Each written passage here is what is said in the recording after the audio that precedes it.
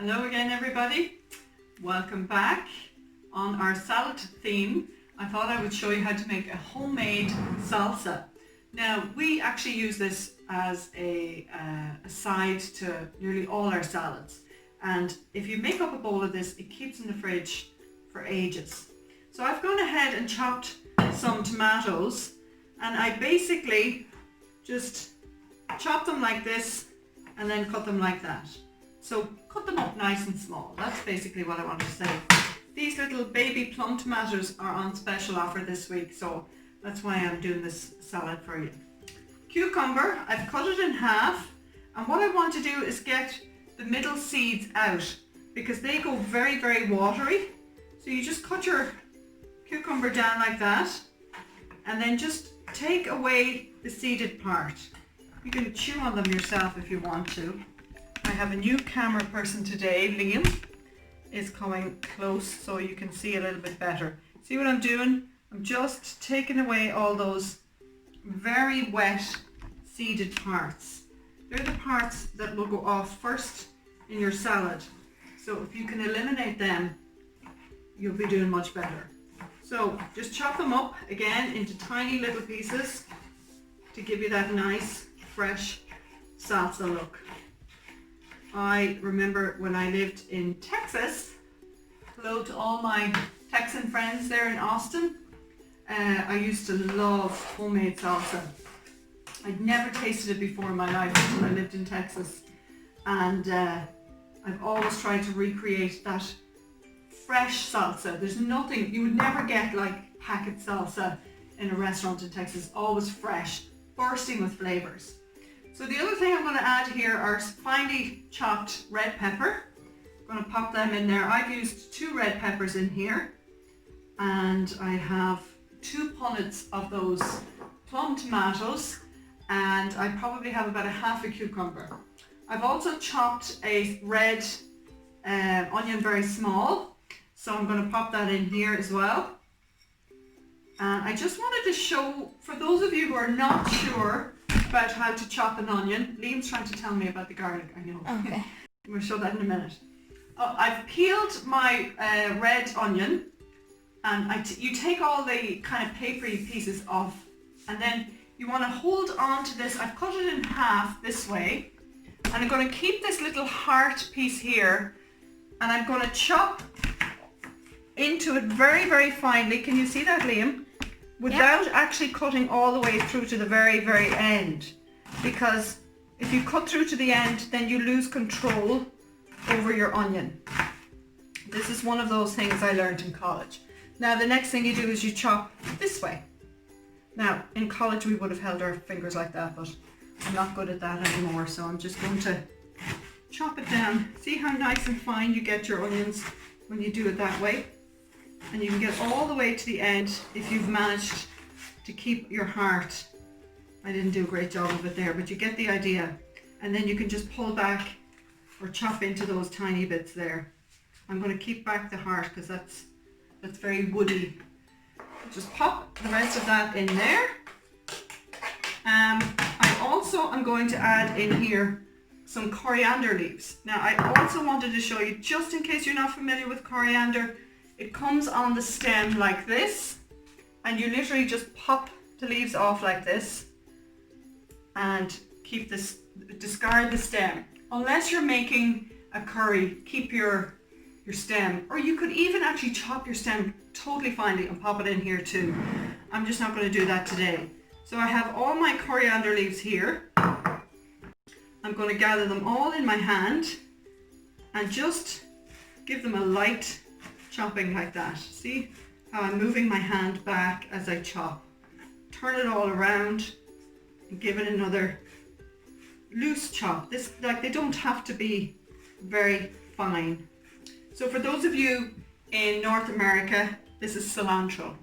We call it coriander over here. And it is the one thing that gives that delicious Tex-Mex kind of feel to your salsa. The other thing I've added in here is garlic. So I use my garlic crusher. Liam, I didn't forget. And I've already peeled my garlic and I've cut it up, pop it in there, Give it a good squeeze like that, and out it comes, nicely minced. And I've already put 2 other cloves in here. We tend to err on the heavy side of garlic. If you're not terribly into garlic, you don't have to use it at all, or you can just use less. The final, well not final, I also add salt and pepper. Lena might grab me the pepper, I forgot it. So I'm just going to add a wee splash of salt. I think it's just up there. Yeah, that too. And I'm also going to add some ground black pepper. And the final thing I'm going to add is my lime juice. Now, top tip, to get your limes or your lemons, to get more juice out of them, just give them a wee roll in your hand like that. And it really gets the juice, it frees it up from the membranes, if that makes sense. Limes are one of those things that are quite actually difficult to get the juice out of. They're nearly too small to fit on your squeezer, so I usually use a knife, and I usually stick the knife in and just turn the knife over and back like that. You rarely get a pip in a lime, so we should be okay. So this will be lovely as a side to a nice curry. It's one of those things I like to have in the fridge. You know, when you want something to eat really quickly and you're trying to be good and you're not reaching for the bread, you can have a little bowl of this, maybe with the bulgur wheat salad that we made a long time ago, or even with the coleslaw that I made this week. I still have a good bit of that left in the fridge. So I'm going to just go with 1 lime first and see what that's like to taste, because as most of you probably know, every lime produces a different quantity of juice. So start with 1, give it a big stir around and see how that tastes. If you feel you need more, just slice into another one and give it a good squeeze.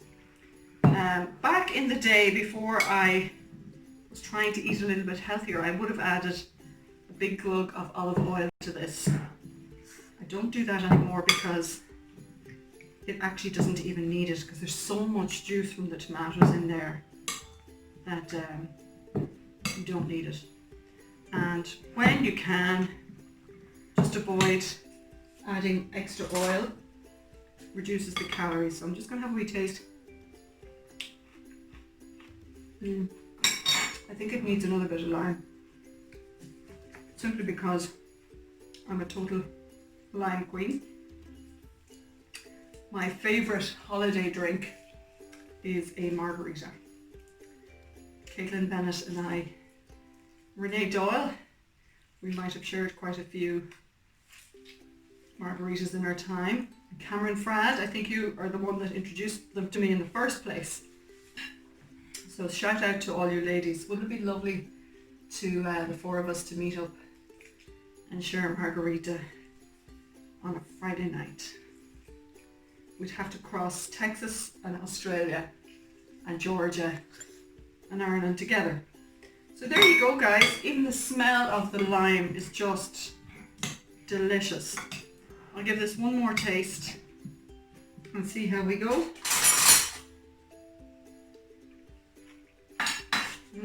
Perfect. So there you go.